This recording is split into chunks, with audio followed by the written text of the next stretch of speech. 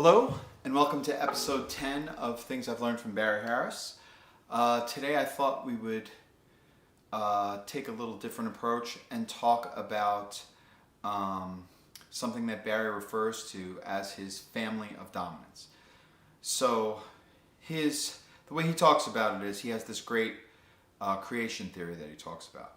He says the chromatic scale, all 12 notes, which then separates or breaks apart into two scales, which are the two whole tone scales.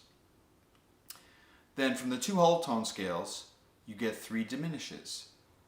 And those three diminishes, and all this always equals back to the original 12 notes. Now from the three diminishes is where we get four dominants, and that he refers to as family. So if we take a look on guitar, just for instance, if we take C diminished, now how do we find out, he says, what are the four dominants that come out of this diminished? Well, you lower one note a half step, and we're going to find each of the four dominants. The first one, if we lower the C, is a B7, so that's the first dominant. The next one, if we lower it, is to F, that's going to be an F7. The next one is going to be A flat. And the last one is going to be a D7. So there are our four dominants.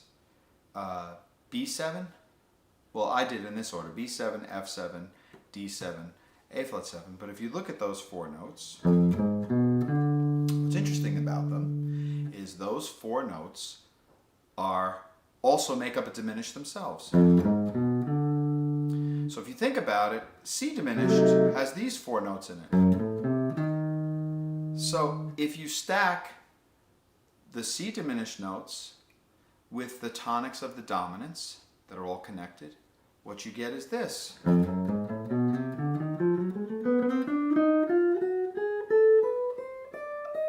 Which is the diminished scale, what some people refer to as half step, whole step.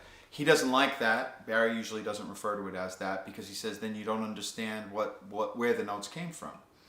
So anyway, that's where his dominants come from, the four family of dominants. So once again, B7, D7, F7, and A flat 7. Now the reason why these are important is when you see an altered dominant chord like a flat 5 or a 13 or a sharp 9 or a flat 9, that's usually because you're using the notes or some of the triad notes from the other dominants. So if you see this chord, or if you hear this type of chord, or this type of chord, or this type of chord, this type of chord, those are all with altered sounds, and the altered sounds all come from those other family of dominants. Now besides that, he says we have to learn how to play with family. So in other words, we have to figure out, let's take D7 for example. Okay, you say, okay, we have to learn how to run D7 into, let's say, F7. So these are the scales, and here's F7. So the next step is to say, well, why would I need to have to run that? So this goes back to Barry's understanding of movement. So what would be the reason to play D7 to F7? So if we're thinking in the key of G major, let's say, the D7 is the 5. So usually before they play 5, they play A minor 7 to D7. Now the reason that you play F7 is if we played F7's 2, which happens to be C minor, that's the 4 minor. So there's a lot of songs that go from the 2 chord to the 4 minor.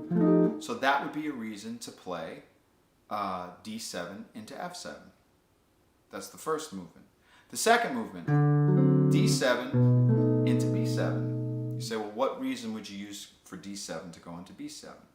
Well, sometimes a song will play the 2 chord, walk it down, play the 7 to the 3 dominant, go into the relative minor. So that's exactly the reason that you would need D7 running D7 into B7, which happens a lot. The last one is D7 into A flat 7. Why would you need to run D7 into A flat 7? Well, again, if you stayed in the key of G, if we were playing a 2-5 to get back to 1, you could easily run D7 into D's tritone, which is A flat 7, to take you back to G. So that's another reason. Now we didn't even get to another reason you could play D7 to F7 is F7 is the tritone of B7. So if we were playing a song that went to the relative minor, you could play as that the tritone of the B7, you could play that F7 and run it into E minor. That also happens too. But anyway, let's start looking at a few of these. So D7 into, let's do F7. So let's try D7 into F7. So let's start, let's say on the second of the D7, which is E, we'll put 2 half steps. Or, which is the F7. So if we had 2, 3, 4. So let's try.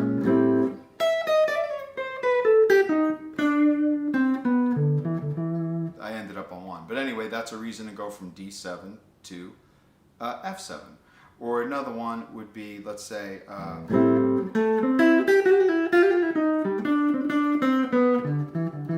so that was just coming up a chord from the 5th. And then I'm surrounding what is the tonic of F7, putting in one half step. So.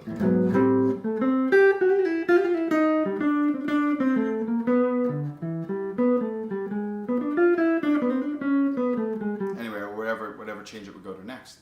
So that's a reason to run D7 into, that's another D7 into F7. Now let's do D7 into B7. Let's just put 1 half step. Going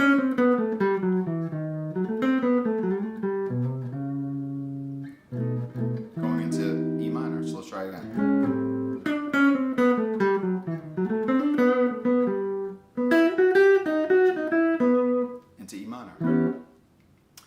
Let's do 2 no half steps.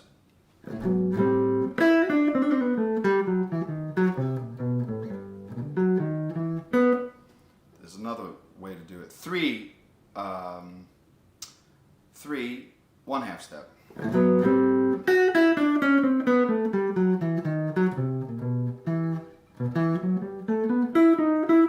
Into E minor. Another example of being able to play that.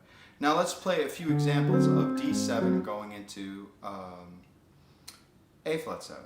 So we'll say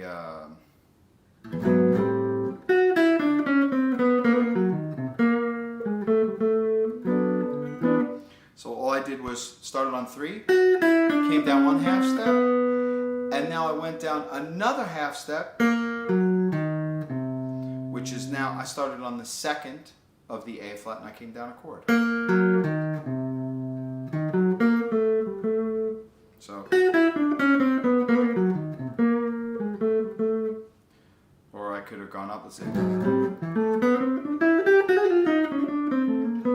I like that one. So I walked up, and when I got to the 4 of the D7, I did a triplet between the 7 and the tonic of the A flat.